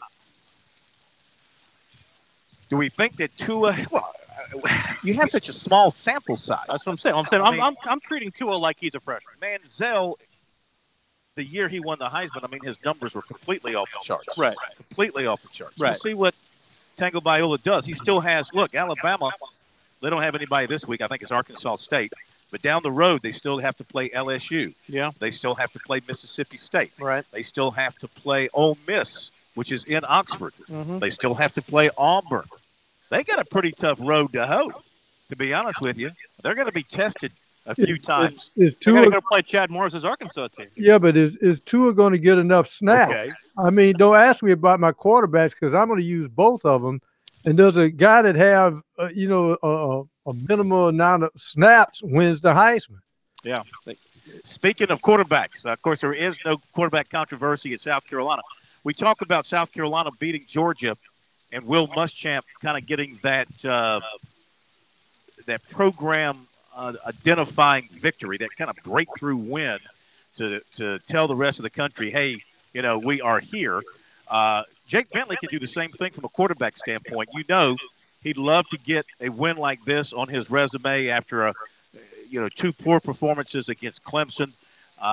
He's got a win over Tennessee under his belt and things like that, but this is the number 3 team in the country on CBS. This is where you make your reputation nationally if you play. Think about what beating Alabama in 2010 did for Stephen Garcia's national reputation. It made him, because he played a great game, and South Carolina upset the number 1 ranked team in the country on CBS. So imagine what this will do for Jake Bentley. And he talked about it earlier this week, getting ready for Georgia and getting ready for that Georgia defense and the different things that they can throw at that Gamecock offense. Okay, what do you remember from Georgia's defense last year, and how much has it changed? Tweet to read. Yeah, well, I think last year, you look at it, and the same as this year. Getting the 3rd and long, 3rd and medium, and Coach Mart's going to come with some exotic blitz, an exotic defense. That's one thing that we see a lot from Coach Muschamp as well. Each day at practice. It's a lot of the same stuff. A lot of new players on defense. So we got to be ready for whatever they throw at us. That's the main thing. Is just stay composed throughout the whole game, and to not get rattled by situations or the crowd or anything. Obviously it's our crowd, so it makes it a little easier for a freshman to come in and play, knowing that you're at home. But Georgia's going to make a play. They're going to make plays the whole game. They're a great team. So just to keep battling, have a so what now what mentality, and just move on to the next play. Georgia's got a guy who's highly regarded. Do you get the sense that Debo gets excited by that and kind of wants to prove himself against guys of that ilk? Yeah, it's a challenge for him. It's a challenge for our whole receiving corps. And they're excited for it. And I'm sure he's excited to go against them. It's going to be fun to watch. One more, sorry. Based on one game of experience, how much do you think the tempo is going to improve the running game, specifically against teams like a Georgia that have a really good defensive line? That's one of the biggest things that we've talked about as an offense is the faster you go, the more they're going to be out of position. And the bigger lanes, they're going to be hard to run the football. And especially going fast in a 2nd and 1, 3rd and 1 situation, just trying to get the first down is big for our running backs. big for offensive line to just stay on the tracks and just move whatever guy's in the way. And I think it's helped them a lot. Jake, how are the snaps today in practice? And have you talked with Donnell since Saturday about, hey, don't worry about it, try to encourage you? Yeah. And during the game, you got to be careful with necessarily saying something to a center because apparently Nikki Haley said Clemson is national get him higher or championship something, and he fly one over my head or something. So, but we talked about it, and he knew what was happening too, but he wasn't trying to mess up either. So we got it fixed today, a lot better today, and he was just saying that it was getting kind of wet. I guess just humid or whatever. But yeah, we worked on it, and they were fine today. Jake, in these big games, do you feel like taking care of the football takes on added importance, or do you need to take some chances to make some big plays happen? How do you approach that? These big games where the defenses are a little bit better. Well, definitely. I think it's definitely more important to take care of the football in big games because you don't want to give them an opportunity to get an easy touchdown. And I think that kind of goes back to winning field position. Especially if you're on your side of the 50 and something bad happens, it's never good because it gives them an easy opportunity to get points. So just it's going to be very important this week to take care of the ball, and if it's third and long and it's not there, just throw it away. If we punt, we punt. I mean, we got a defense that's a great defense. So just let them make a play and take care of the ball. Jake Bentley, the quarterback of the Gamecocks. You can tweet us at SportsTalkSC, and as I scroll down our Twitter and then kind of see some of the things that some of the national pundits who are starting to weigh in on this game, Corn. Dan Wolken, USA Today, says the hype for Georgia and South Carolina sounds like the media is talking itself into something. So he's not buying it. He's not buying the hype. Yeah. Well, that's okay. I mean, you have to look at it from a objective standpoint, and I'm looking at it objectively, and I'm hanging my hat on the theory that I stated before the season. A good South Carolina team playing Georgia at home can beat Georgia. Well, I was thinking about this game when I saw South Carolina go into Georgia's fourth quarter situation there when they were only down 10. I was thinking of this game here this week at that point because I thought if they don't get them here, the circumstances that got them to this point in that game could get them to a possible victory. Well, I think they would prefer not to be 10 down. No, I'm just saying. I think you can reverse that is what I'm saying. So with a home atmosphere. I think South Carolina is good enough to beat this Georgia team. And we'll see if Georgia if they're for real defensively. I think that's the big question mark all over the Georgia football team going into this season. Last week, of course, you set it aside.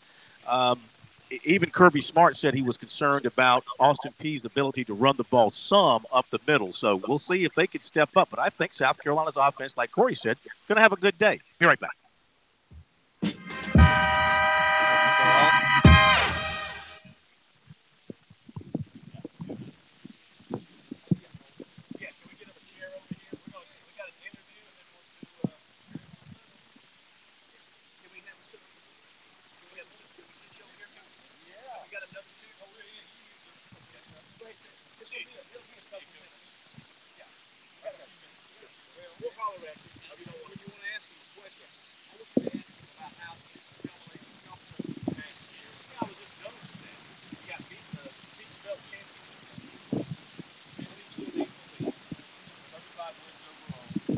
So we're going to do Austin Bryant here really quick, and then we're going to do an on-site interview, all right?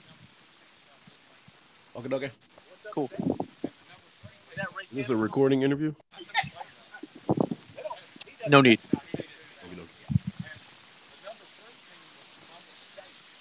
They got in?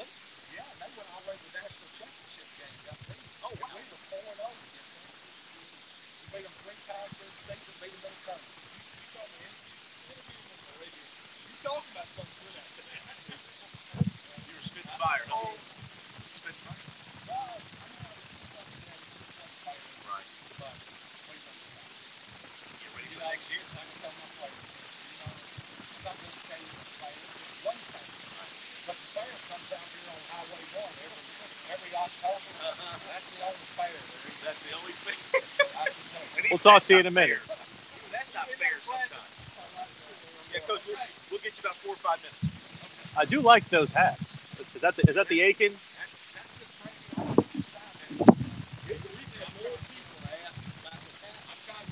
I love those hats. Is that just a mock? Is that what that is? Okay. Hey, Brian, how we? I think that should be y'all's new logo. How we looking? Sounds good. Looking good. Everything's solid. I love it. Yep. All right, so we're going to do Austin Bryant here. Then we got a live interview here. Then we'll wrap her up. He's got to be political now.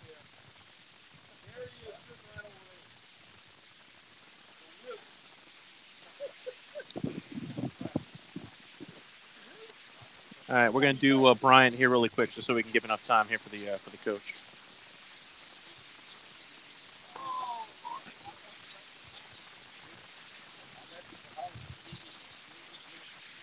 Got a nice crowd out here for a Wednesday night.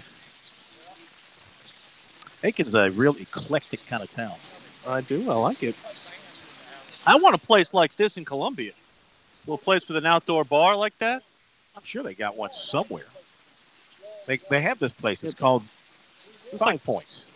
It looks like the Vista. It looks like Paulie's front porch almost kind of, but Paulie's isn't open late. That's the problem. Paulie's is only open 1 hour after we're done. Yeah. I don't know. I usually have a place to go after I'm done. It's called home.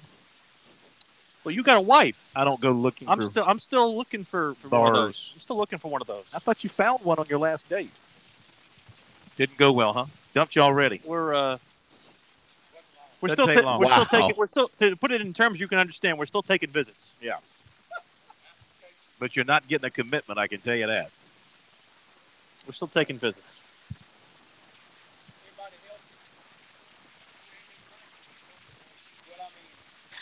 We have a soft verbal, maybe. Soft verbal. We'll see. We can take an official. Freaking Atlanta Braves today just blew a game. Just flat out blew it. Now back to Sports Talk, South Carolina's most listened to sports talk show for more than 30 years. Welcome back, Sports Talk, South Carolina Radio Network. We are here at the Tailgate Tavern. Our very great thanks and gracious thanks to the folks here at Tailgate Tavern here in the alley in Aiken. Thanks to those who've come by and said hello. We certainly love being down here in Aiken. Thanks again to the folks at Palmetto Pride. Palmetto Pride litter trashes everyone. It's part of the Palmetto Pride Pigskin Preview Tour. We're talking about the border bash between Georgia and South Carolina. A big one in its own right coming up in College Station, Texas this weekend. Clemson and Texas A&M in a standalone non-conference contest. They'll play the return engagement in Death Valley next year. Clemson goes back to Texas for the first time since 2004. Dabo Sweeney's group lost under Tommy Bowden 27-6 in that contest. Austin Bryant, not a part of that contest, but he's a part of this one. And he's been a part of some pretty big games, nationally televised games at Clemson, a lot of night games. He is not necessarily buckling under the pressure. He is treating this game as if it's any other. We can play anywhere. We can play on Jersey Meadows if you want to. That's just something that we kind of instilled around here. Doesn't matter where we play, when we play, who we play. Yeah, it doesn't sound this poor all the time. We're just in a it's definitely fun to play on the road. Very primitive operating mode tonight. Go ahead and have you pull the get to microphone travel, down there. see new place, quieter crowd. So that's definitely fun to have 105,000 somehow, people, some way, we're getting it done. Because between all of us, none of us can get a sense that. He's explosive. You guys had it for a little while. He's twitchy. He has a really good change of direction, good vision. Has a really good burst. Kind of reminds you of Dalvin Cook at Florida State. Same type of body. They were on Verizon. Same type of movement, mannerism. So he's going to be a challenge. We definitely, have to rally to him and get him on the ground because I know he's going to be excited to play. They do sprint. I'm on sprint, and it's very, very weak. Like 2 bars. I just have 2 bars. Early, like Louisville, South Carolina. How important do you think it is to really, I like sprint. I mean, their signal's not always the best. They're the cheapest. I think that's very important. I think if we're locked in on what we're supposed to do, focus on how we play, not so much, too worried about the opponent, just worried about the details of our assignment, all of the 11 guys, and I think that what creates that focus, creates that edge when you go on the road and play, a hostile environment. So I think it's definitely important, that everybody comes out, knowing their assignment, so we can, like you said, get those stops early in the game, and, kind of, take the momentum out of the crowd. Whether it's on the road or even at home, how does the coaching staff work with you guys to kind of eliminate all the downtime that can happen with having to kind of wait around all day to play? Just watching film, keeping us locked in. We don't get a chance to watch a ton of other games. So even if we play at night, we're, focused on us, just getting that last minute film session in, so you're on top of your keys when it comes time for the game. How do you help a teammate maybe that's playing on this stage for the first time and you can see maybe the lights and the crowd's getting to them? How do you help that teammate settle back in to do their job? Just simplify the game, take the crowd out of it, take the fans out of it, take the coaches out of it. It's football, a sport that we've been playing since we were children. It's a kid's game, and I truly believe that. So you never want to let the lights get too bright because at the end of the day, it's just a game. You spot the ball, 11 people going to go out there on offense and defense. They're going to run, block, and tackle just like you've been doing since Pee Wee League.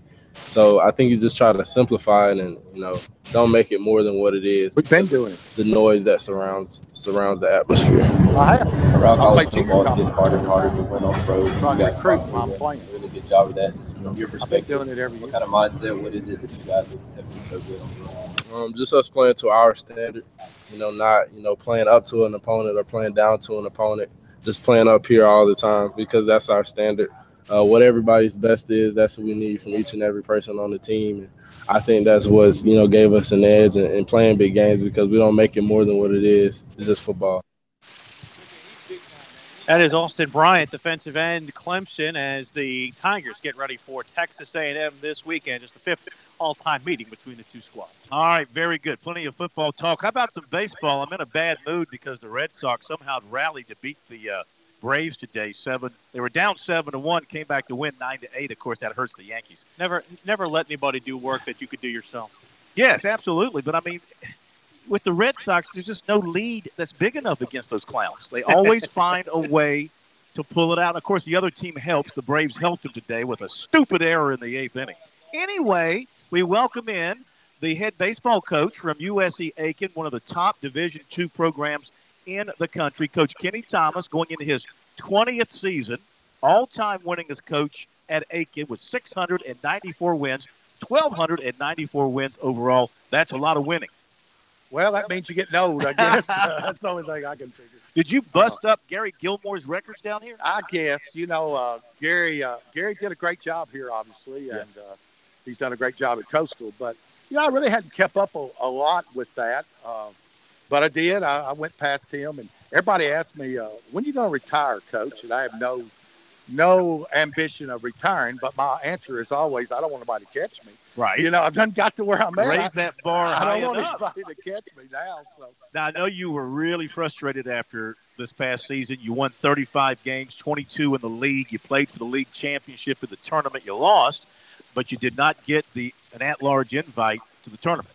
Yeah, it was very strange, very strange. That's the first time in the history that the Peach Belt Conference number 2 didn't get in the tournament. And number 3 went, the number 4 went, but number 2 did not go. And the crazy thing, number 3 was Columbus State, who had a tremendous ball club, ended up going to the championship game in the finals of the national tournament and lost that game. But we had beat them 4 times. We were 4-0 against them, beat them, swept them during the season, then played them in the conference tournament and beat them. So that we kind of thought after we beat them in the conference tournament and we're number 2, there's no way you're going to keep us out. But they kept us out, that's for sure. It's hard to understand, and you just have to live with it and move on. Every postseason is tough. For any coach, the postseason depression is always tough. But this year it was exceptionally tough. How do you use that? Do you even try to employ that as a motivational tactic for what you have coming back and what you have coming in, or do you leave it alone? Well, I addressed it the first day when we met our first day of school this year. I just addressed some things. I told you guys before we went on the air, I'm not going to lie to the players. Did I think it was fair? No, it was not fair.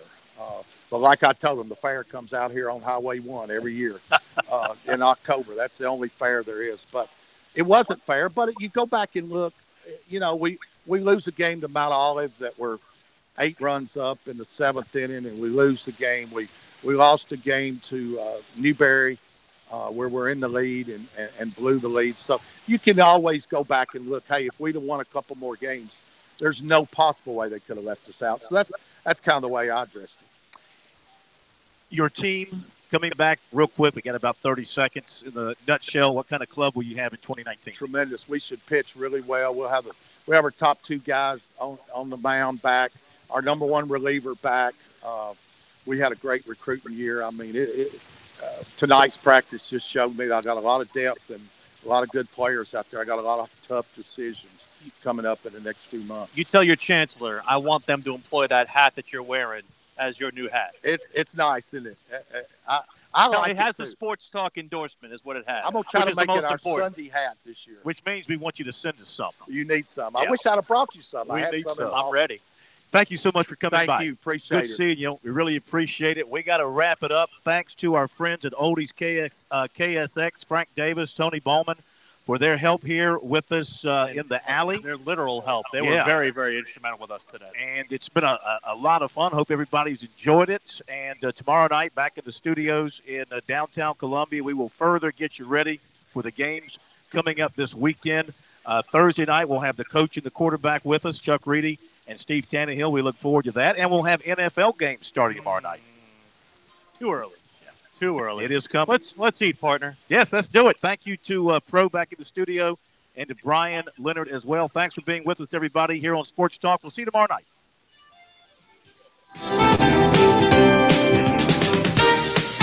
Always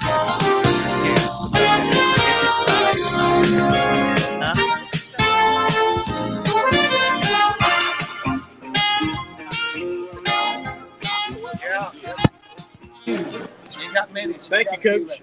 Thank you. Appreciate Good to see you.